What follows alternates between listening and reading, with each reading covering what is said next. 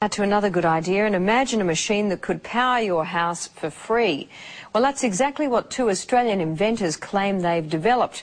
Using magnets and a battery, their new generator has been described as revolutionary, and foreign investors are lining up for a piece of the action. Chris Allen reports. So, John, this is the machine? Yes, this is it, Chris. What's it capable of? Well, it'll power a house. The machine will provide sufficient electricity to run a house and have power to burn. It sounds too good to be true, but inventor John Christie is convinced his machine will change the world. So, John, basically you're saying this machine can produce 5 times as much power as it consumes? Yes, it does. This one, exactly as we see it, it does. And in fact, it can produce more than that. Once kick-started from a battery, John and his partner Lou Britz say this prototype will run for years without stopping, generating 24 kilowatts of power a day. You don't get more revolutionary, I think. I mean, we're talking about something that has the capacity to change the way that the world produces its electric power. It has the capacity to change the way that cars are propelled. It can replace the combustion engine, in fact. John, these are big claims. Are you sure you can live up to them? We don't really need to live up to them, Chris. The technology speaks for itself. I mean, a householder could buy one of these machines and install it in his garage and power his house forever without buying another kilowatt from a retailer. I mean, that's how serious it is. Steve Brassington is an independent electrical engineer. He's seen the machine and backs up everything John says. It's revolutionary. That's the only way to describe it. I think the technology, it's not bending physics, it's just using principles that I guess are commonly in use in power generation today in a different way.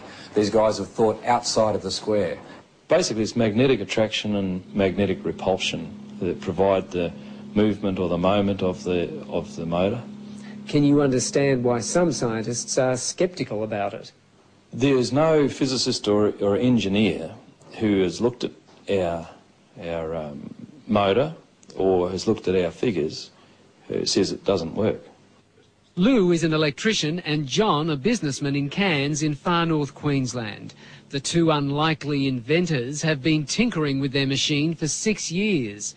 They've applied for an international patent and have been swamped by people wanting a piece of the action. These are the coils. We mentioned the coils don't get hot. Local businessman Alex Roma is one of the many offering money to help develop the generator. If it proves up to be what they say it is, it certainly would be something I'd invest in. John has also spoken to millionaire inventor George Lewin, the man who came up with the Triton workbench and who's now setting up a fund to stop Australian inventions going overseas. There's an opportunity here, I think, to share an invention with the world that is beyond anything that we've ever contemplated before. Scientists here at the local university say while they're interested in John's machine, they're also cautious. They say if the machine can generate as much power as John says it can, then they will have to rewrite some of the laws of physics. And they've urged people to be cautious about investing in it until the generator has been independently tested. Anybody who says it doesn't work hasn't seen it or hasn't looked at our figures. They haven't reviewed it. If they look at it, they'll all agree with us that it does work.